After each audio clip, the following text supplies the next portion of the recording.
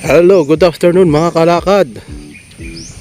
Nandito tayo ngayon sa farm natin. Anong oras na ngayon? Mga nasa alas 3, alas 4 na yata. Eto, tine-check natin itong tanim nating mais dito. Maganda nang tingnan, no?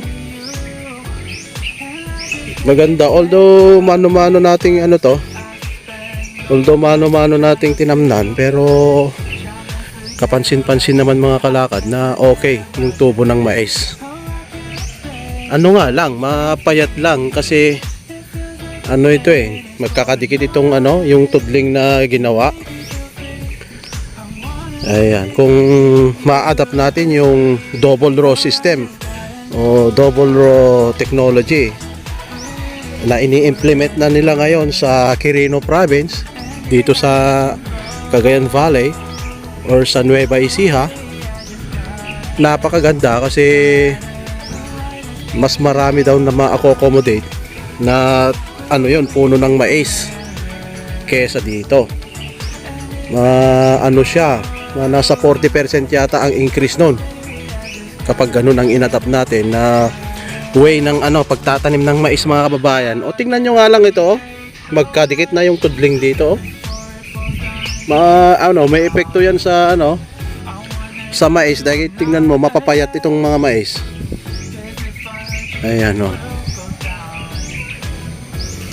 halos wala nang pagitan dito yung tudling natin dito, kung pansin-pansin mga kaalakad So yan si kuya, kumukuha siya ng yung mga magkakadikit, yung dala-dalawa ang tumubo, sinasalin niya rito sa mga walang tumubo para maganda.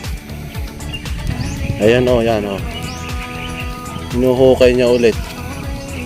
Ano yan, tutubo, hindi ba yan maapektuhan yan kung tutubo ba yan? Ganyan? May lupa na kasama. Dapat taka umuulan yung ganitong mga panahon na maulan, walang araw, para yan hindi siya mawi-wither. Kasi kapag may araw, mamatay yan, Yan. So yan si Kuya David. Ayan, siya po yung nagtatanim dito. Ayan So baka kuwan naman niya kasi mapuputol yung root niya, yung roots niya, yung ugat. Hindi ba? Ba't hindi mo na lang tanam ng panibagong seeds? Para bahalang humabol na lang. Ha? Mahuli siya ang pamunga. Mahuhuli. So ayun mga kalakad. So i-check lang natin dito. Lakad-lakad tayo. We're just roaming around here on our farm. Just located here in our backyard. So doon naman sa kabila, ayan, meron na rin. Silipin natin yung tinaniman ng mga kalakad ng cedar. Yun, machinery ang nagtanim doon. Maganda ang distansya yung sa cedar maganda yung pagtubo noon.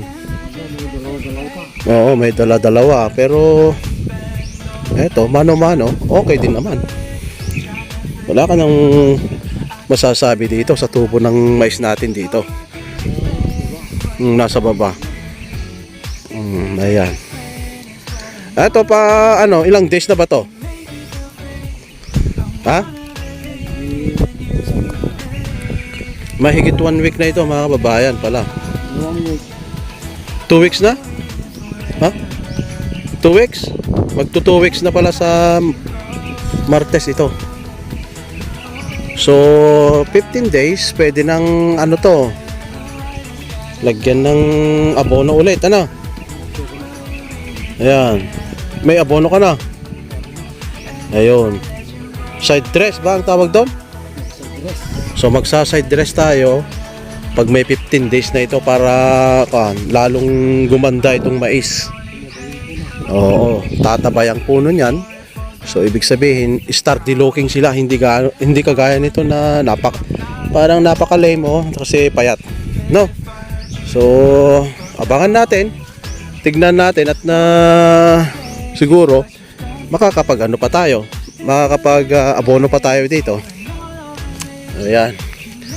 So yan lang mga kalakad, ganito ang ano trabaho dito sa baryo. Ganito ang gusto nating iatap. Gastos mo, mga Oo, yan.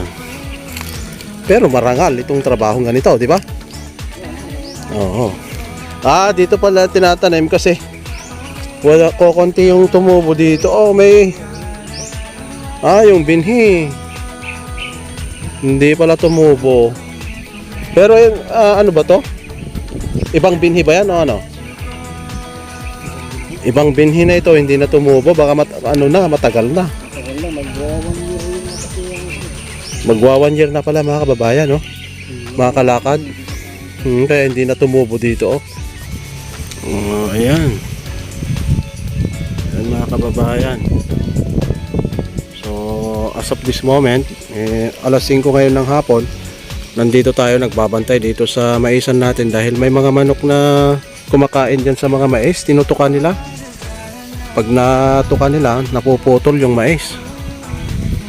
Kaya hindi na sila makapag-grow ng mabuti. So dito naman, merong mga yung nahuli nating tinanim ito, merong mga hindi tumubo. Ayan o mga babayan o. Ayan dyan.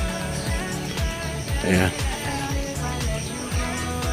Ito yung pinakalikuran. Diyan sa banda na yan, residential area na yan. So yung kalamansi natin, ang daming bunga oh. Tapos dyan si kuya, nagtatanim pa siya ng ano kasi maraming hindi tumubo. So dito naman, meron tayong tanim dito na sweet potato oh. Meron tayong tanim na kamote, bali 3 tudling ito. Ayan.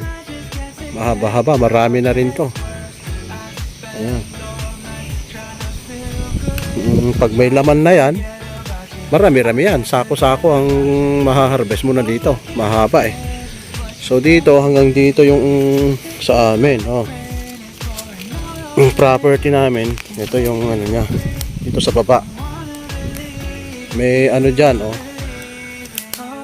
So ayan, oh. Makikita niyo mga kababayan. Aray ko. Hanggang dito. So i-compare natin dito yung tinanaman ng ng machinery. Ayan. May tanim na machine dito, oh. Ayan. Tumutubo na sila, oh. Maganda yung pagtubo nito, oh. Ayan mga kababayan. Dire-diretso yung rito, tudling paros. Yung faros dito, oh. Dala-dalawa, oh. Makina ang nagtanim dito mga kababayan. Yan, hinahatak yan ng traktor. Seeder ang tawag doon sa hinahatak na yon. Maganda, dito sa baba ito eh. Pero siyempre ibang may-ari na dito mga kababayan. Tapos doon sa may kanyan, Cagayan River na yan. Papakita ko lang kung paano yung tubo naman ng makina. Makina ang nagtanim dito, hindi manual. Ayan, hindi tao.